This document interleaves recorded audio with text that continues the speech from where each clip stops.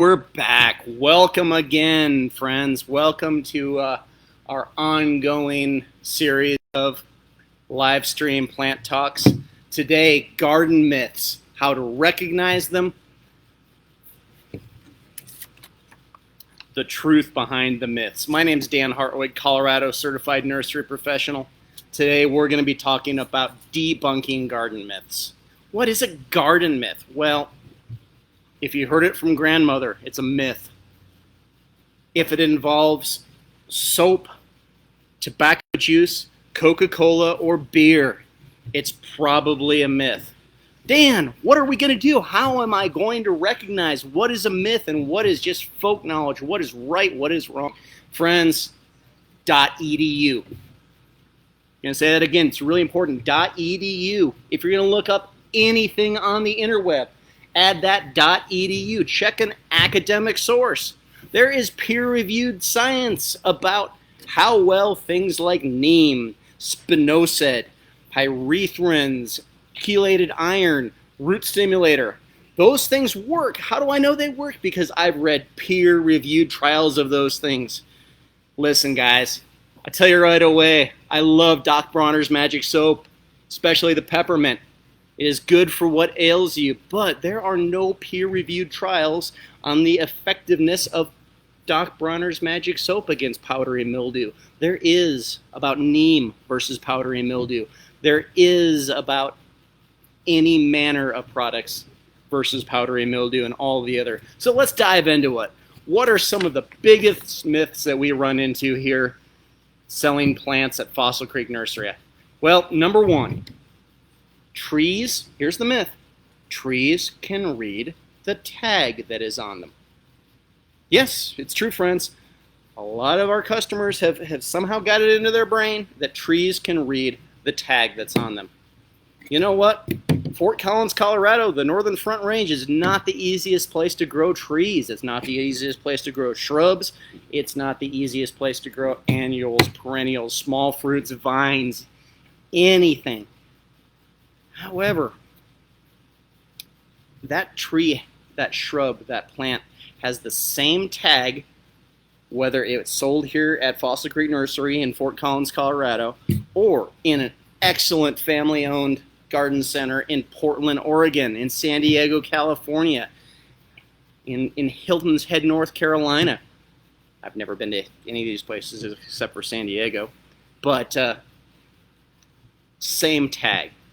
Fun fact, if you buy a ginkgo biloba from Fossil Creek Nursery, I'm not saying this tree's for everyone, it's probably a tree for a more adventurous, more advanced grower. But that tag is going to say 40 feet high, 30 feet wide. Is that true? Well, somewhere it is. Is it true in northern Colorado? Probably not.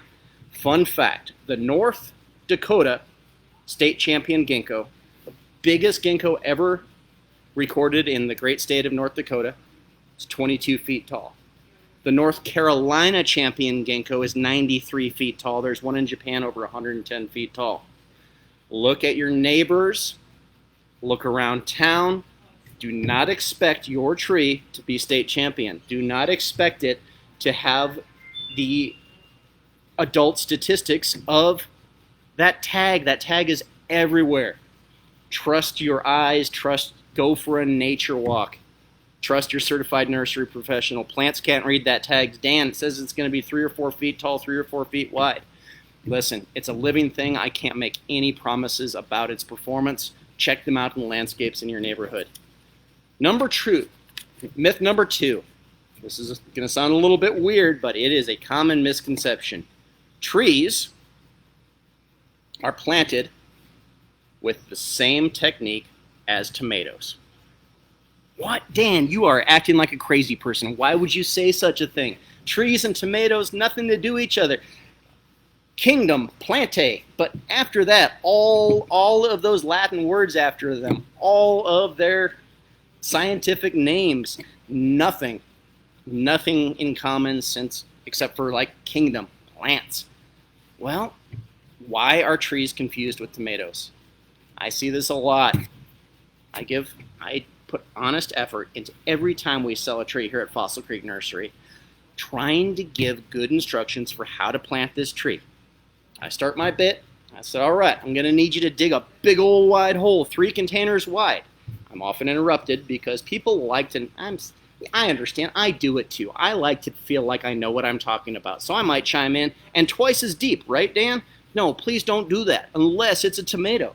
If it's an Acer Freemontii Jeffers Red, Autumn Blaze Maple, please don't dig 2 containers wide. If it is a beefsteak tomato, yeah, go ahead and bury the heck of that out of that thing. All of those little hair-like structures on the stem of that tomato, those are all going to become feeder roots. Trees do not have such physiology. Trees are not tomatoes. Plant it high, it won't die. Plant it low, it won't grow. All right. Myth number 3, potting mix. Where does potting mix go? Well, in Colorado, Northern Front Range landscapes, potting mix goes exactly one place. Well, technically 2. It goes in potted indoor plants, potted outdoor plants. That is it.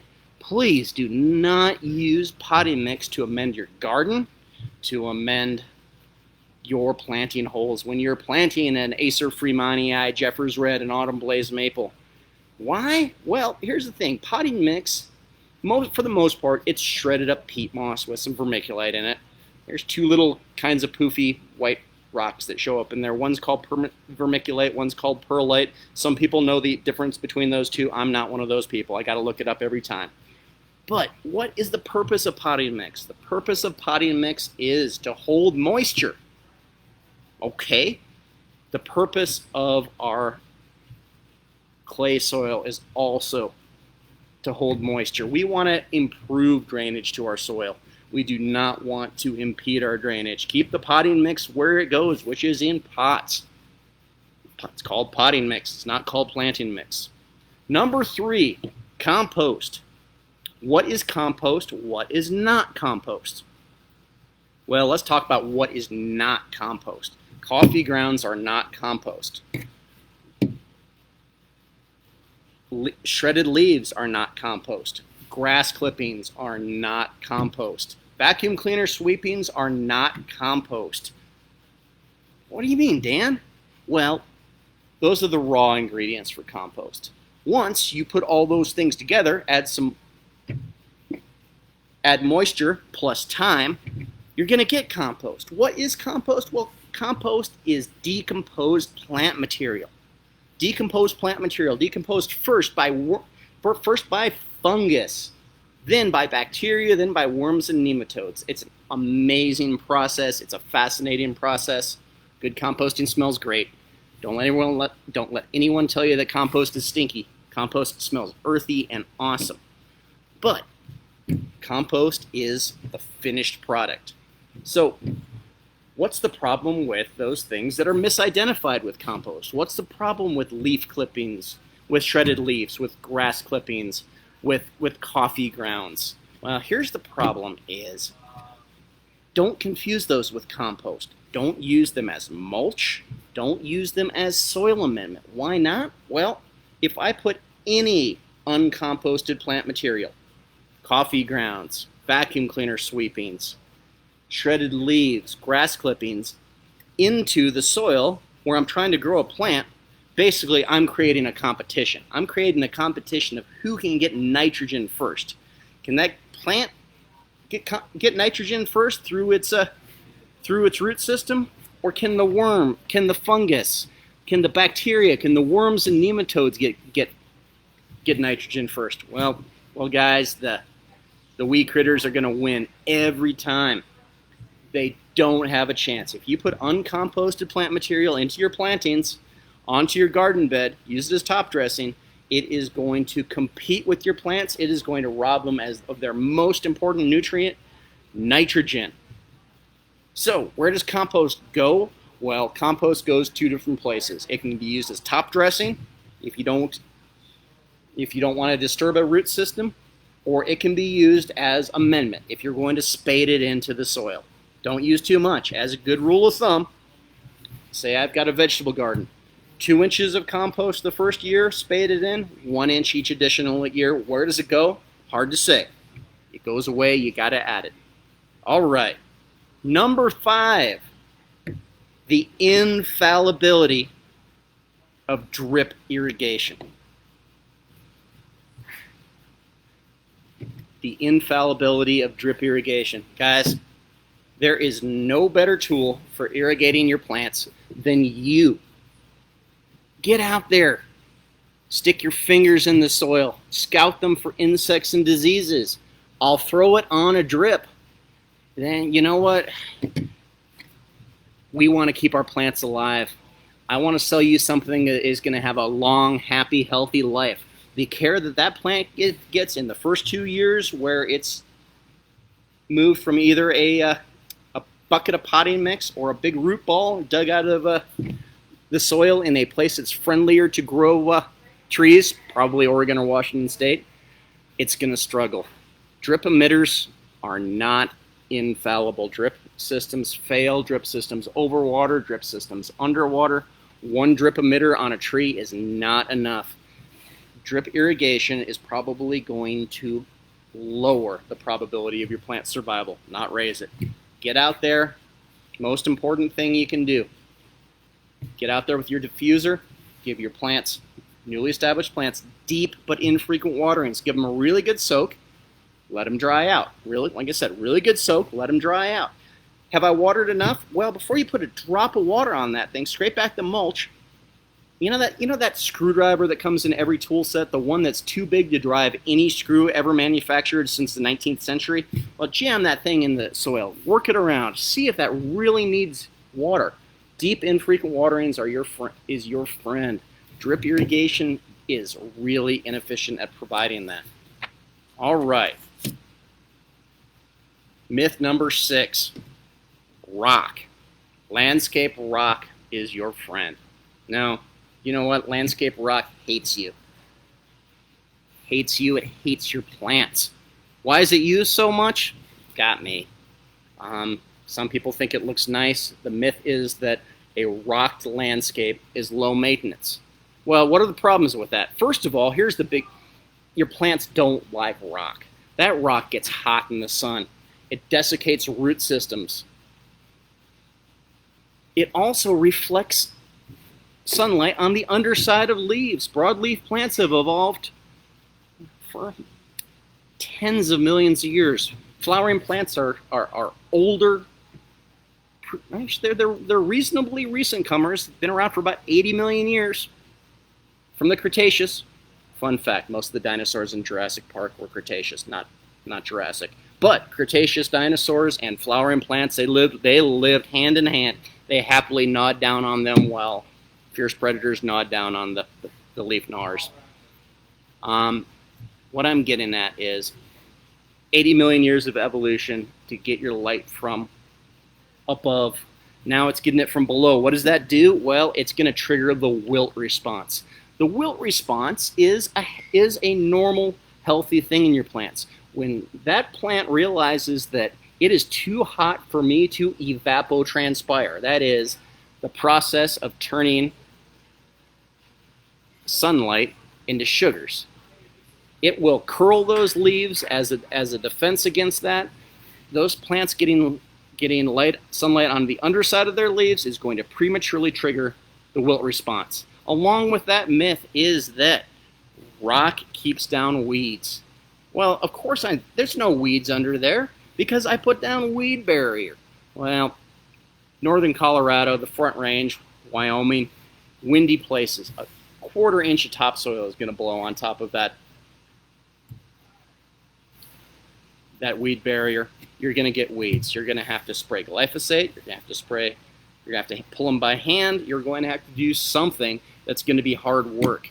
Weed barrier and rock is not a good solution for weed control. Your plants don't like it.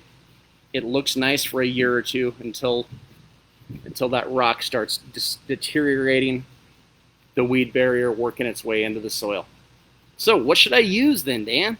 Well, turf grass, right? No, trees and turf grass. Woody plants and turf grass, they don't like each other either. Why? Well, 3 reasons. First of all, their water requirements. Turf grass, I'm talking about lawn, it wants frequent, shallow waterings. Trees and shrubs, they want the exact opposite. How much water do they want? Well, trees and shrubs, deep, expansive root systems. Turf grass, shallow root system. Finally, lawn mowers and string trimmers. The root flare, or the crown, where that main leader hits the soil, is one of the most vulnerable parts of a tree. You ding that with your lawnmower or string trimmer, you can kill that tree. Turf grass and trees, not friends. All right. So what do I use instead? Dan, you have been speaking ill of rock and turf grass as mulch. Shredded tires? Nope, don't do it. Black, heat, petrochemical? Yeah, that's not going to work out. We want mulch. We want organic mulch. We want uncomposted mulch. We want to put shredded trees on top of our soil. Do I want weed barrier with that? Nope. Here's the reason why. Your soil is a living thing. Weed barrier cuts off that interface between your soil and the atmosphere. Should I ever pull up my mulch? Nope. Put down more on top of it. Never pull it up. Let it decompose. Natural processes are making your life easier. Don't fight them. All right, number 7, trees and stakes.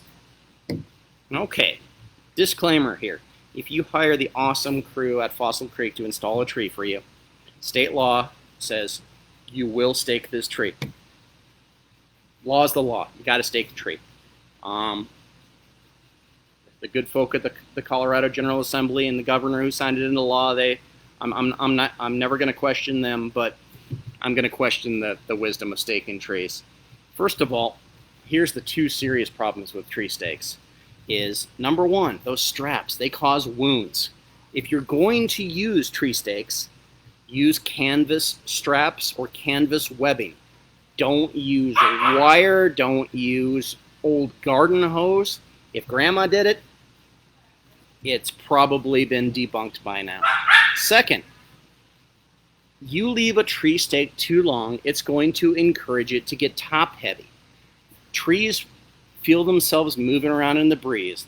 That creates something called reactive structural tissue. I'm sure I know there's a longer Latin name for that. It's escaped my brain right now.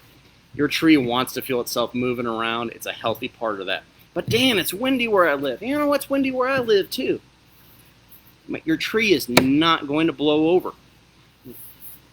We're depending on the size of the tree you buy from your family-owned nursery, it's gonna weigh between 5 and maybe 40 pounds. We're not selling you a heavy tree. We're selling you a heavy root ball. The root system of that tree is going to keep it in place. Ball and burlap tree is going to weigh between 4 and 1,200 pounds. That's not going anywhere. And if you plant that tree correctly in accordance with our instructions, you're going to be putting hundreds of pounds of soil around it. It's not going anywhere. Remember, if you do have to stake a tree, it's not to keep that tree upright. It's to keep the root system of that tree from moving around while it can get established. Take them down in a year if you do. Number 8, I didn't come up with 10 today. 8's what came to mind. I know people like 10, but your 8th myth is pruning for height. You're at your local nursery, family-owned business. You see a tree, a shrub that you absolutely love, especially trees. Shrubs, sometimes some exceptions to this, but trees, really important. Tag on this tree says it's going to grow 60 feet high. Well, this is a beautiful tree, but I don't want to get that high. Can I top it off? Well, you can if you hate your tree. Just remember, trees are a circulatory system. Prune your tree for health, meaning dead, damaged, disease, crowded crossing. Hire a pro to prune your tree for shape, structure, safety, canopy. Good tree professionals, good certified arborists will refuse taking on the job of topping off a tree. A tree is a big circulatory system. You are shortening the life expectancy of that tree. You're causing tremendous stress to that tree if you top it off. You are making, and you know what? Ultimately, you're making an ugly tree. Right plant, right place. If you have 20 feet under your power lines, buy a tree that's mature size. According to that tag, is 20 feet. Guess what? They probably overestimated the the height on that tag, because that same tag is on that tree in Portland, Oregon, Hilton Head, North Carolina. I hope it's in North Carolina. And in San Diego, California. All right.